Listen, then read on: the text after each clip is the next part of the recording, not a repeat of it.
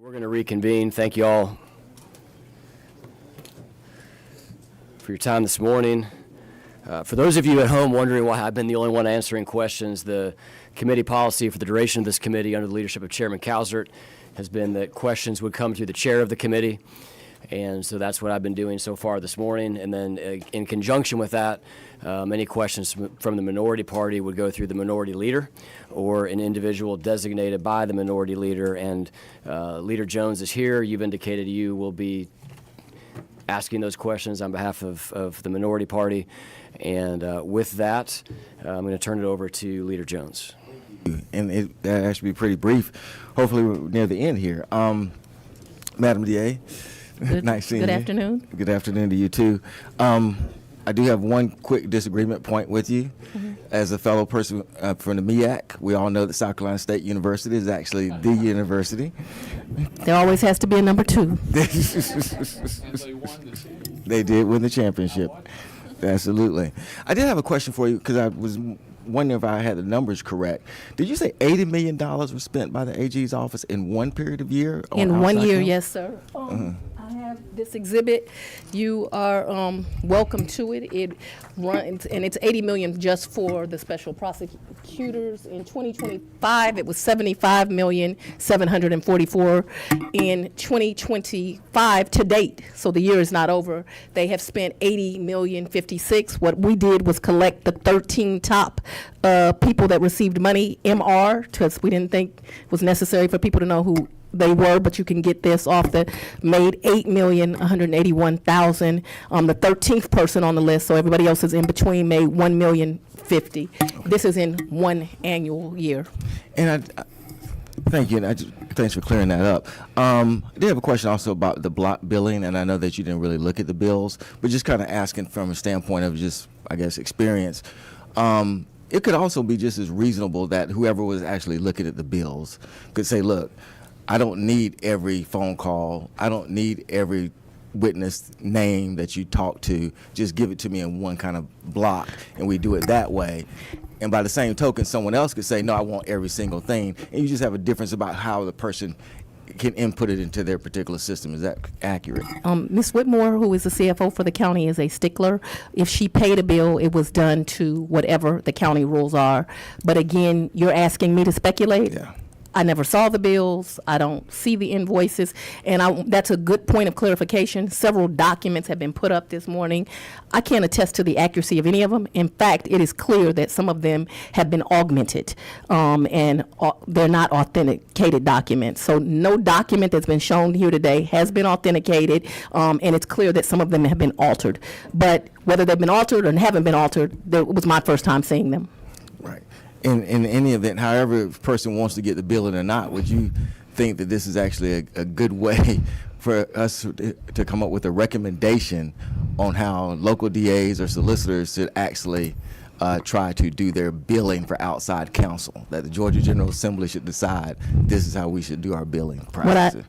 What I think is that the voters should elect ethical district attorneys, and that those district attorneys should do the things that are needed to make their communities safer, and that I always like the idea of, for me, I don't think it's necessary for every DA, but I liked that the county looked at our documents. I didn't have to do that, but I knew I was a black DA. I knew I was the first woman DA, and so I took extra precautions because I understand what that means. Absolutely. And you also want, I think, kind of clarify on this White House trip where you're saying you were actually on the lawn. I didn't know if you wanted to. I was not at the White House. Right. And so that has been a lie that has been purported by members of this committee. That what happened is, I know we don't like to talk about Black history, right? We want to get rid of Black history museums. We want to get rid of, and I want to say this, we want to get rid of free admissions to parks on Juneteenth and on Martin Luther King's birthday. But I'll let you know something. I appreciate our president because he made free admissions to parks on my birthday. So I do appreciate that. Hopefully King Petty don't get rid of that day. But right now you can get into a federal park on my birthday for free. Now, with that being said, that was a party celebrating Black History Month. And I was so excited to get the invitation. And leaders from all across the country literally came to not the White House, because I never went to the White House on that trip, and I think I was there like 24 hours. It was at the vice president's house, but not actually at her house. It was in a tent on the lawn. Quite frankly, while we were there, I never got a chance even to meet the vice president, which was disappointing. I thought, you have all these people from all over the country there. You would like kind of do an assembly line and sign and, everybody take a picture, but that did not even occur. She did come on the stage at one point with her Secret Service all around her. I don't know what was going on, but Secret Service was all around her. But it was still a very valuable trip because I got to meet leaders from all over the country that were trying to service their communities. And so I was honored that I was thought to be a leader worthy of having an invitation to that event. Thank you. And there was also a question about whether, Judge Wade had met with somebody from the January 6th committee and things of that nature. But let me ask you this, whether that took place or not, and there's a question about that, but whether that took place or not, would that have any relevance to the co-conspirators in this case who are going around from state to different states making that stuff about the 2020 election and actually trying to do the things that they were trying to do in this case? We based our case on what we investigated. And as someone from the South and as a black woman, I've taken a lot of offense to this because there's been this indication that I'm not smart enough or people from the South aren't smart enough to be able to do this type of complex investigation. We did it. It was my team who did it. We did it all. And Dolezal, I hope that I pronounced your name right because I want Senator Dolezal, asked about ethics. I think he should know if we want a full picture of ethics that Judge McBurney, who he just mentioned, one of the fake electors threw him a fundraiser. So while we having facts, I want to make sure we get all the facts out here. And when we were talking about also with, Judge Wade and billing and things of that nature, did that cause at all, I think the record would show that the vice president's personal attorney, based on what these conspirators actually were doing, actually called a former federal judge and said, you need to send out a tweet to say that Vice President Pence must actually certify this election because he was so concerned that there might be denied a certification coming January 6th. Anything about this billing have any impact on any of that kind of thing taking place at all? Nothing about this billing can bring back the 5 lives that were lost on January 6th, to include, I understand that 4 were people that were in the mob, but they didn't deserve to lose their lives. 1 is very personal to me because it was a police officer just trying to serve. And here goes another example of a good American, and this is not about parties as you all have tried to make it. They tried to kill our Vice President Pence. Now, I probably have never agreed politically with anything Pence said, but what I do know is he has a right to do his job and to be free from harm. And we're trying to, we say we're not for violent crime, but we sure like violent criminals if it's helping our cause. And we also talked about, what is it called, critical measures? Or Mentions, critical mentions. So even discussing that, would critical mentions actually have anything to do with the fact that just yesterday, as a matter of fact, 2 former co-conspirators, because the case has been dismissed, I think Mr. Roman and Mr. Cheeseborough, just yesterday in Wisconsin, was held to answer charges, 4 felony charges, for actually creating a fake elector program that was similar to what was prosecuted right here in Georgia.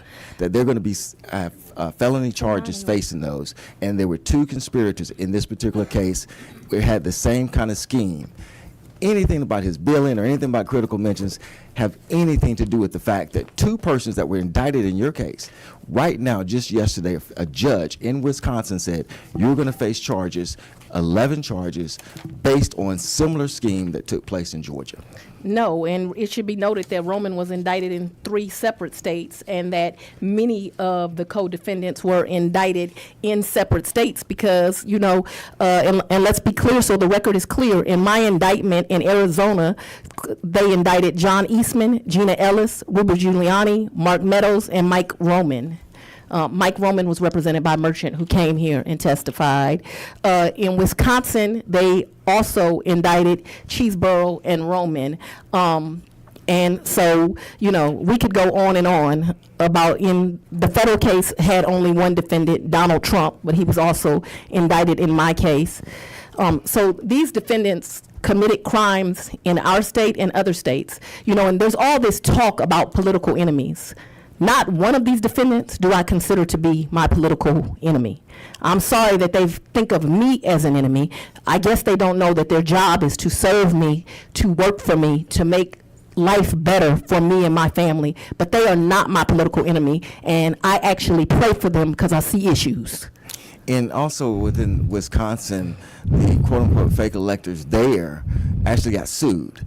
And the discovery in that case was over 577 pages. Now, you didn't get to the discovery process in your particular case, but I'm just curious because we were talking about Mr. Scandalakis and how deep he got into your case. How voluminous was your case at the time it stopped? Huge, much of this room it could fill up, if not all of this room. It was huge. It was lots of witnesses that had to do. A lot of work was put into this because I always want to make sure that I am a fair DA, and that's why you see a grand jury recommending 39 people based on their conduct being indicted and me cutting it down to 19 because I'm only going to put forth those with the worst evidence who did the worst things. But I'm also a fighter for victims, and I was fighting for the victims in this case. And the fact that, to some prosecutors, Ruby Freeman and her daughter have no value, she has value to me, and she should have value to other Americans because what happened to her is horrible. And for someone to say they couldn't prosecute a defendant who came in a room and lied for the grand jury, I mean, a baby prosecutor could have prosecuted it, but, that's neither here nor there. And lastly, where we're talking about billing being correct or things of that nature, or critical mentions, does any of that change the impact, I think, what these co-conspirators were doing based on the indictment, that the ultimate goal was to overthrow the 2020 election? That was the ultimate goal. And we've had people that are supposed to be leaders that instead of being leaders are just cowering down. This country needs leaders, not cowards. I don't have anything else, Mr. Chair. Thank you, Leader Jones. I've got a few more questions here. Some of this, Madam DA, will be a little bit more, philosophical in manner. I want to get your take on some of the testimony that we've had prior to your arrival around some of the state laws. You've shared some of your thoughts already on some of those things. But one thing that we've talked a lot about in the committee is the use of special purpose grand juries. Can you, for the benefit of those watching, outline the difference between a grand jury and a special purpose grand jury? A special purpose grand jury is for the purpose of investigating. They are not legally allowed to put forth an indictment. And so that is what a special purpose grand jury is for. So, and you referenced this earlier, the process of going to two grand juries. In your case, with the use of the special purpose grand jury, you went from that special purpose, which was used for investigatory means that you mentioned, and then ended up ultimately with a grand jury. Is that correct? That is correct. Okay. It's been described to me that a grand jury exists to essentially put a check on prosecutorial power, to require the prosecutor to have to prove some element of grounds to bring an indictment. Would you agree with that statement? It's one way to phrase it. How would you phrase it? That a grand jury is made up of citizens, that the citizens are brought there. I'm the only DA in the state. I do grand jury 4 days a week. So I have an A grand jury. It runs on Monday and Tuesday. And I have a B grand jury. It runs on Thursday and Friday. And we bring forth cases to the grand jury. We're usually law enforcement, but sometimes lay witnesses testify. If the grand jury finds that there is adequate evidence, they will put forth an indictment. It should be known by the general public that not all felonies require an indictment. Some of your lower level felonies you can do by accusation, just like you could do a misdemeanor. But for any serious felony, you need to go to the grand jury. You may have touched on this, and I'm just going to ask you to, in the context of this conversation, outline it again if you don't mind. What was the reason for the use of a special purpose grand jury in this election case? To investigate, to make sure I took this matter very seriously. I was not just going to charge people with a crime before I found evidence. And sadly, a lot of people in government, the governor and other officials, refused to testify unless they had a subpoena. Well, I can't get a subpoena unless I have a special purpose grand jury. And so we served them with subpoenas, and they honored their subpoenas, and they came forward. So with the grand jury for out-of-state witnesses, there's no way to get, for a regular grand jury, to get a subpoena? For a regular grand jury, but by the time you're before a regular grand jury, you're indicting. And I didn't go into this case knowing that there would even be an indictment brought forth. Tell me about a material witness warrant and what the process is to get one and when one would be used. When someone won't cooperate, you have to go get one. Do you have to get one for all out-of-state witnesses unless you're using a grand jury? I'm sorry, a special purpose grand jury? You can get a material witness warrant for a witness in a trial. We have had to get material witness warrants for someone in a trial. So I don't know that I understand your question, but basically when someone will not cooperate, it requires you to go get a warrant.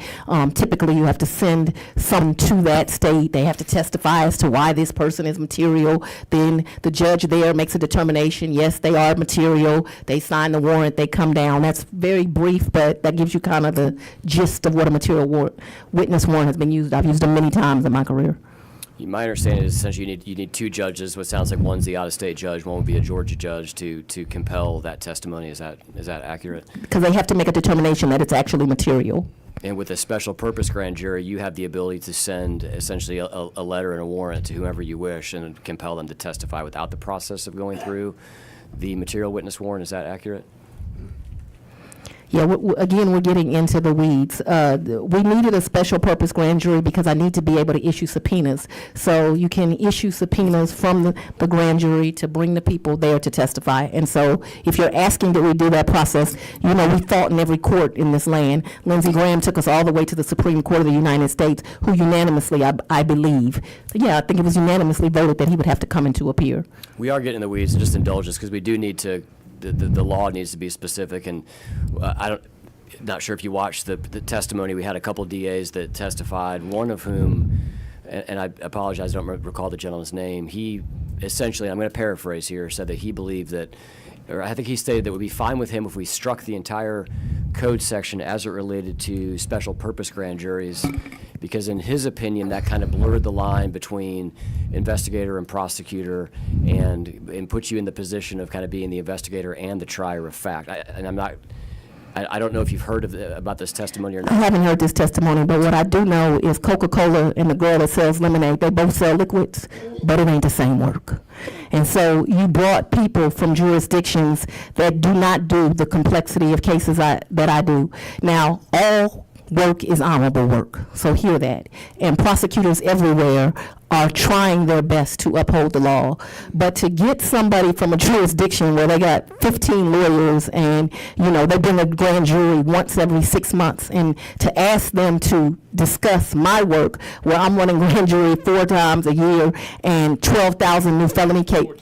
I'm sorry, 4 times a week, and, you know, 12,000 felonies a year is the most complex cases, you know, that this state sees. I don't think you were talking to people that you should have been.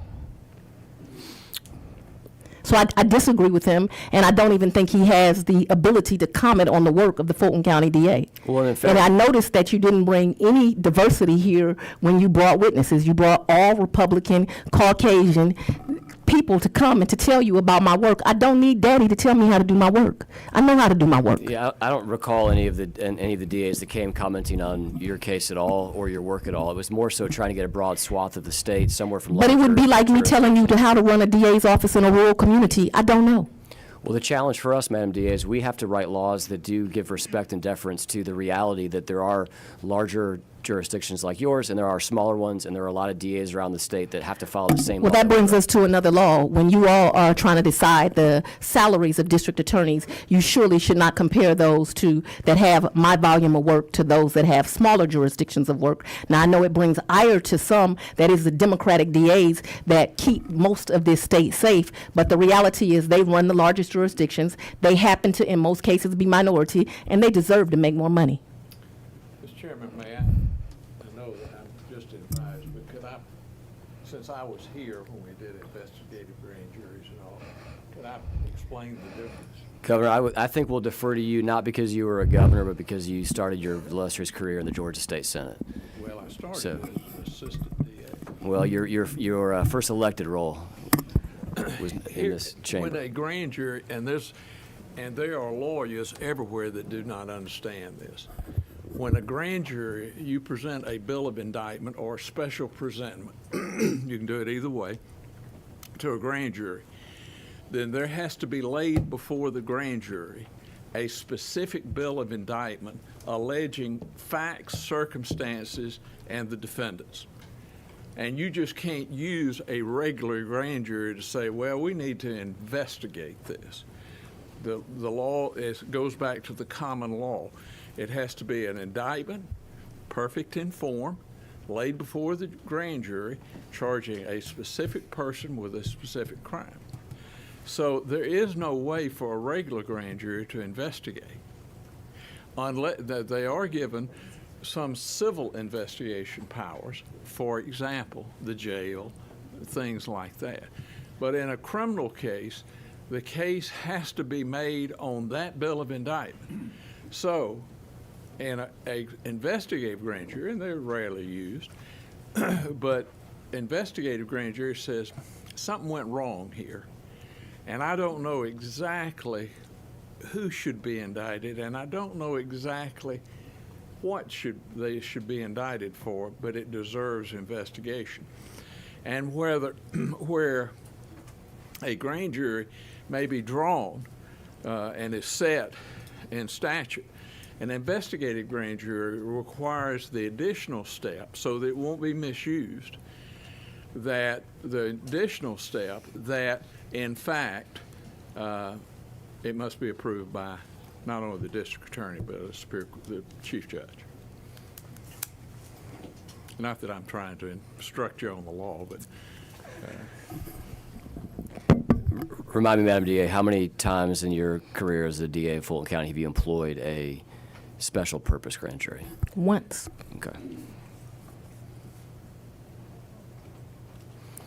Chairman Calzert, who obviously I've said before can't be here today, he has contemplated this concept of a statewide grand jury. And one of the things that he and I talked about was just getting your thoughts on whether it's appropriate for the Fulton County DA and Fulton County grand jurors to have sole authority and responsibility essentially for prosecuting all state-level officials, simply because the capital is here in Atlanta, or what your thoughts might be on with that resting with the Attorney General and a local municipality. In this case, that would be, or a local jurisdiction, which would be your office. And that's the real issue. And I know that it bothers you all that the district attorney in Fulton County is me. But I think you absolutely need, when laws are broken in someone's jurisdiction, they should have the ability to prosecute them. There is no need to do that in that way. And the reality is, I prosecute more cases than the Attorney General. We are equipped to do it. We are doing it. I think that what has happened is the complexion of the DAs have changed. And so now there's all this concern. Now we need a QAnon committee, the oversight committee y'all have come up with. Now we need a statewide grand jury, and we need to take rights away. No, it's just fine how it's always been. I think what he's contemplating, at least as he kind of jotted some thoughts out to me, would be concurrent jurisdiction, where you would still have autonomy, but the Attorney General would also have the ability to prosecute cases. You would be opposed to. They already have that ability. Okay. They have that ability. So then he. They And have the ability. that may be the distinction that he was getting to. I just want to get on the record because he couldn't be here today, and that is something that he asked about. We heard from, and I'm just going to summarize this because I know we are getting short on time. I do want to talk about federal grants because it was discussed in this committee. Did you hear me say I just passed another audit? I did hear you say that, I believe. But asked and answered, I believe, as y'all would say. And I don't think you gave us this number, but what's a ballpark number of federal grants in an average year of what y'all receive? Is it hundreds of thousands? Is it a couple $1 million? Is it? I don't know an exact answer. I can tell you we do excellent work with our grants, and because of the current administration, not just in my office, but all over the country, people are losing valuable grant money to do the work of the people. And that is going to require some work of the legislature because the state's going to have to kick in more. This year alone, I lost 14 employees as of September 30th because not as many grants are being given. Grant work that just does excellent things for community. And the grants, so that we're clear, they're actually not the Fulton County District Attorney's grants. They're not the Atlanta Judicial Circuit's grants. They are the grants of the county. So they are not my grants. So that's a misnomer slang.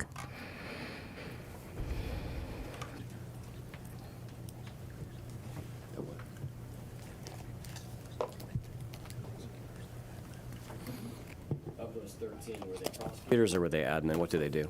A combination of everything. Some lawyers, some investigators, some staff. Okay. I want to And those weren't all federal grants. I want to move quickly through, and I don't want to belabor this, but there was a letter that I want to ask you about that came from Senator Grassley relative to grants, and then we heard testimony from someone who I believe used to work in your office, is no longer employed, named Amanda Timpson. Yeah, all of her, about 5 of her cases have been dismissed now. So I think that you should know that on summary judgment, because she gave this committee information that was incorrect, and her cases have been dismissed. You're not soothsayers. You wouldn't know that as you went into the future, but facts were provided to you that were inaccurate, not true, and those cases were dismissed. And it's about 5 cases. Some dismissed by her counsel. One was just dismissed on summary judgment. I have not misused grants funds. You were given false information. Let's That's clarify not the that. only witness that gave you false information, but that one certainly did. Okay. And I'm going to kind of cross-reference a couple of things that was the testimony from a couple of things in the letter. The letter specifically notes that your office received $500,000 in 2020 to open a youth empowerment and gang prevention center. You know I wasn't the DA in 2020. Correct. I'm just going to ask you if the money for the grant has been used for that purpose, to your knowledge. I wasn't the DA in 2020. I can't speculate. After receiving Mr. Grassley's letter, did you have the opportunity to look into the use of that I don't $500,000? believe I did. I don't think I responded to Mr. Grassley. Okay. The letter highlights a report that roughly $89,000 of those funds have been diverted to what is known as the Offender Alumni Association. Is that report accurate to your knowledge? I don't have any knowledge, and I'm not going to speculate. Okay. When Ms. Timpson was here, she previously testified that she discovered that the office was using these grants and expenses that were not eligible for the grant. Specifically, she mentioned swag, computers, and travel. And didn't know what she was talking about, which is why her cases were dismissed. So is it your testimony that the funds were not used for swag, travel, or computers? Let me speak specifically to the one that I know about. Okay. I bought a computer for a grant employee. I did not use grant funds to buy it. Which I do with all my grants. It's never enough. So you always do things to support the people working on the grants. But what I can tell you is her cases were dismissed because they had no merit. One was just dismissed on summary judgment. She testified that she had brought this to your attention in late 2021. Do you recall that conversation? I do not recall it. What I recall is Ms. Timpson being a troubled employee that did not do well at the office, that I moved her. I remember she was one of those people I interviewed. I remember feeling terribly sorry for her because she's got a tragic story. So I was proud of that she had kind of lifted herself up by her bootstraps. But she ended up being an employee that was a holdover employee and not very good at her job. We tried to work with her. Ultimately, she put some of my employees in fear, and she was let go. And that's what I recall. And she was let go in January 2022. I don't remember. I've had up to 400 employees before the ARPA money was employed. I literally have no idea. She obviously was not a lawyer or an investigator, and that is the tiers of my office, a lower level employee. I don't remember. Okay. Going back to Grassley's letter, I told you I didn't respond to Grassley's letter. I don't remember it. It doesn't stand out to me. It wasn't important to me. I'll just highlight for you one thing he said, just allow you to clarify if it's accurate or not. He cites a report in the letter that says that in 2023, 98% of these federal grant funds were spent on travel and conferences. I don't know if that's true or not. I doubt it's true. But if it was spent on travel and conferences, it would have been allowances of the grant. But that sounds inaccurate to me. But again, we're speculating. Okay. Chairman Grassley asked you for a series of documents, and based on what you just said, I think I know the answer to this question, but I just want to clarify. He asked for a list of all federal grants received by the office since 2019, complete accounting of all expenditures of grant funds, reports relating to planned expenditures of those funds. Have you complied with Mr. Grassley's request? I believe Mr. Grassley was ignored. Okay. Would you be willing to provide those documents to this committee? I think you've been provided documents. What did happen was I provided documents to Jim Jordan. Do you know if federal grant uses and sources and details that was requested by Mr. Grassley would have been captured in what you provided to Mr. Jordan? Have no idea. This is a large office. It's not a rural office. I have a grant team. So if we request these documents, you'd be willing to provide them to the committee? Whatever's been provided is what I was willing to provide. Yeah, Okay. we'll consider it. But I think it is included, because I went to Washington on the Jim Jordan committee. Can you say that one more time? I went to Washington on the Jim Jordan committee twice, and not only did they have all the documents, they sent another team of auditors down, and they said everything was correct. I just passed a federal DOJ audit this week. The Fulton County Ethics Code was amended in April of '24 to clarify that it includes elected officials. Is that your understanding? I have no idea what Fulton County did. That wouldn't apply to her. Yeah, I'm not a county elected official. I'm a She's state. a state elected, Right. not a county. Okay, so your position would be that the county ethics code, anti-nepotism code that they updated to include elected officials, when they expanded that scope, that would not include you. That would be your There's position. county electeds and there's a state elected. I am a state elected. Okay. I represent the Atlanta Judicial Circuit. Does PAC have any sort of model language around either internal ethics codes for your office to use or any sort of anti-nepotism You have to ask Pat. language? Are you aware of I'm not. anything that PAC has provided? Can you provide the committee with any sort of internal ethics guidelines that you have, as well as any sort of anti-nepotism policy that your office has in writing? You know how to subpoena them, we'll consider it and decide whether it's relevant to the inquiry, or whether it's privileged, or whether you've already received. Okay.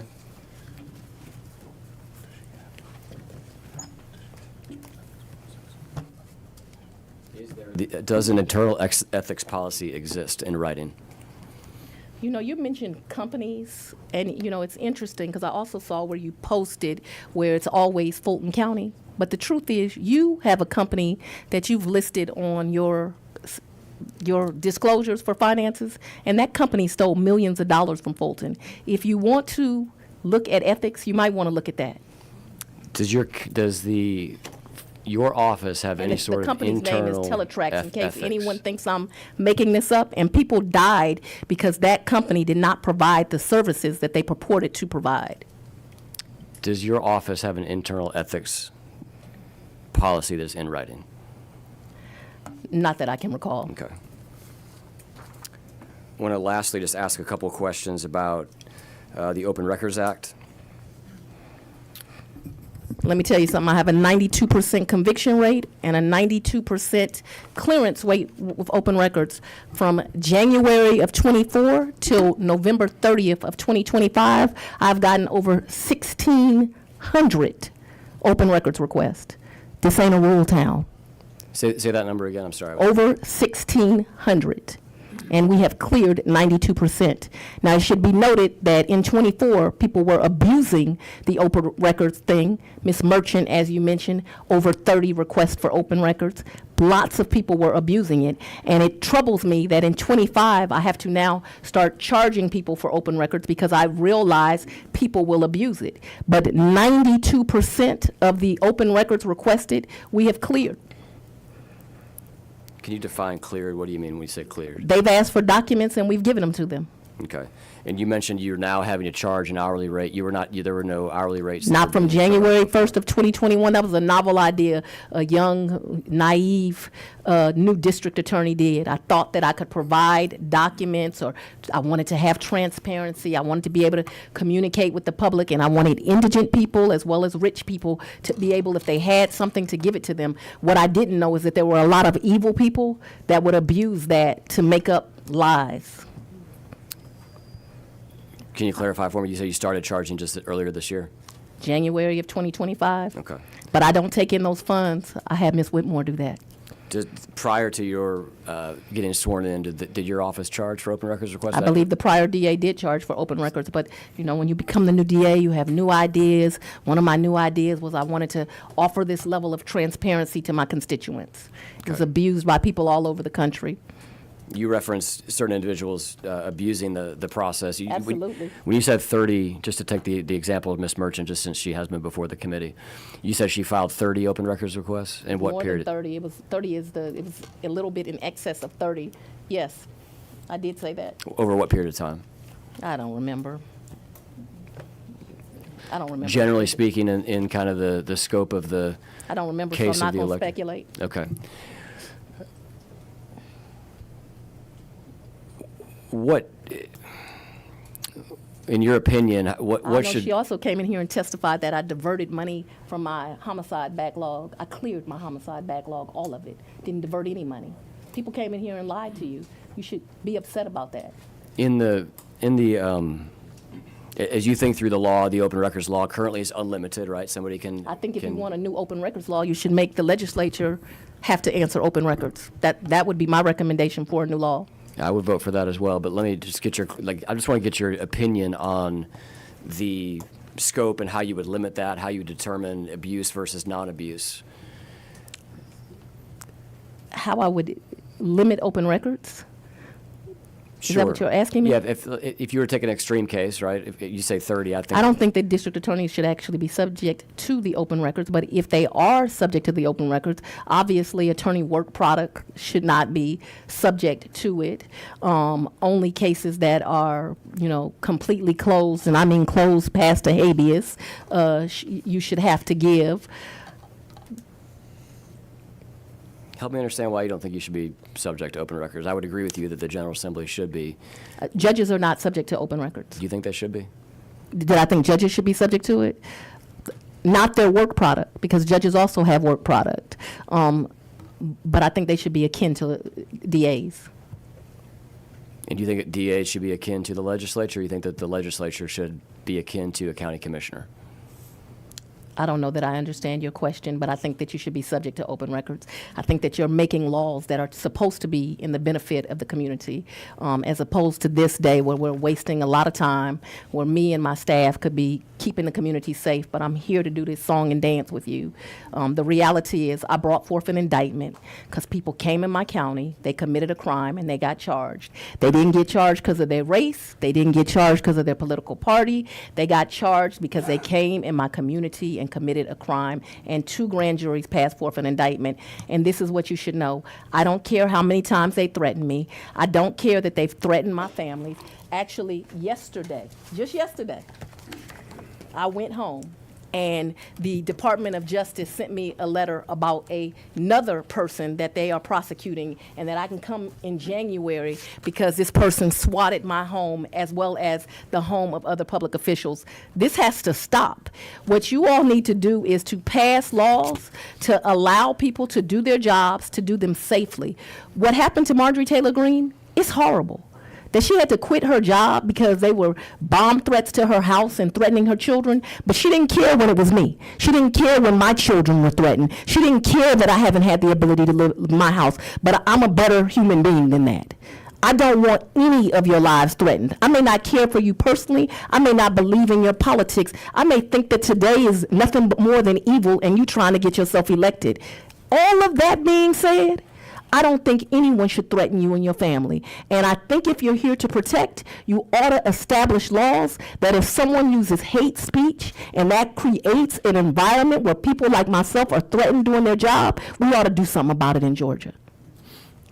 Just a couple of quick questions on the open records law and your thoughts on it.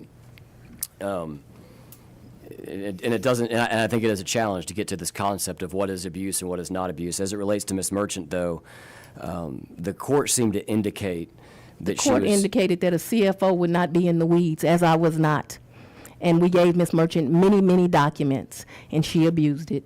So if you look at what they said, the court said that the CFO, which is what I am of the district attorney's office, I wouldn't be involved in the weeds. What I know is that when you have 1,600 people requesting, we do the very best we can. What's a shame is because we had people abusive, I now have 3 attorneys working on open records, 2 master level peoples, and an employees. None of those people are doing the work that I care about. What I care about is getting gangsters off my street. What I care about is getting people that sexually assault children. I don't hang out with human traffickers or the victims. I care about representing people that are trafficked. Like, we've got problems here in Georgia. They're real problems. This is a major metropolitan city, and I'm standing on the line here trying to keep people safe, and y'all have me in here with this foolishness. I indicted them, I'm indict them again if they committed a crime in my jurisdiction. I don't care if you like it. It's not 1948. No, let me get to this. It's not 1948. I know that you're Madam offended DA, that it. I didn't. So here's the question. Audacity to indict rich white men, but I would do it again. But I would also fight with my last breath to see that they were protected. What I was asking was, and I didn't get there. The court essentially found that Ms. Merchant was treated differently than other people making open records requests.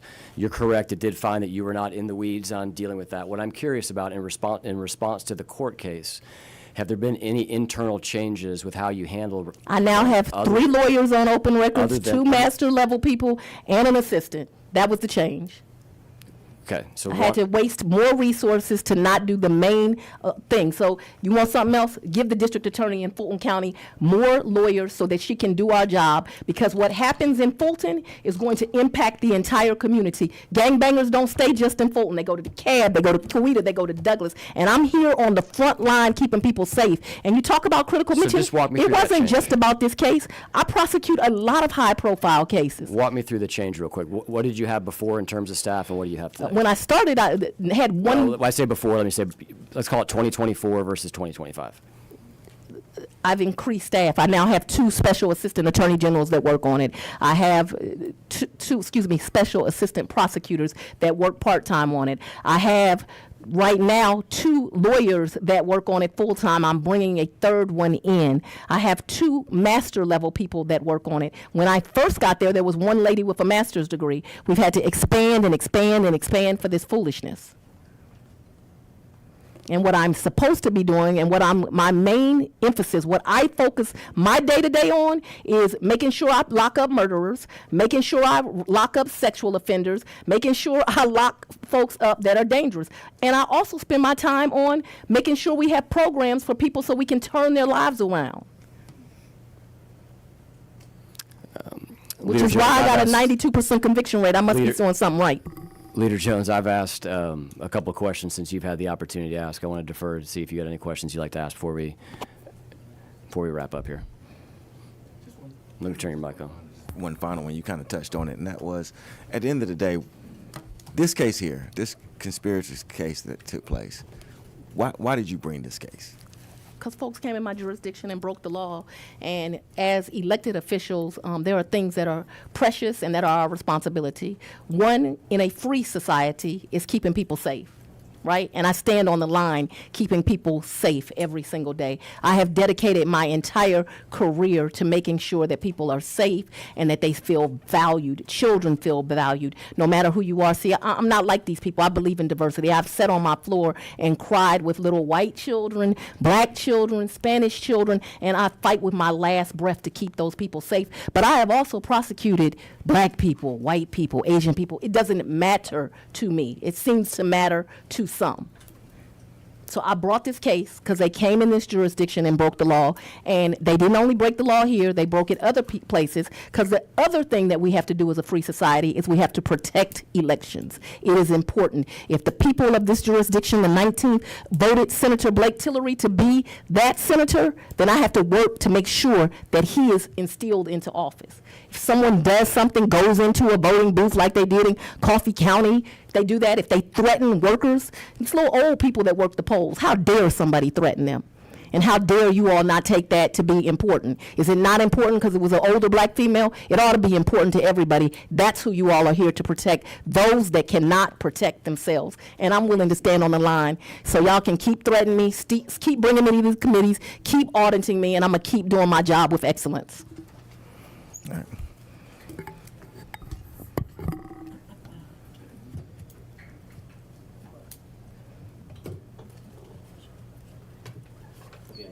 No other questions.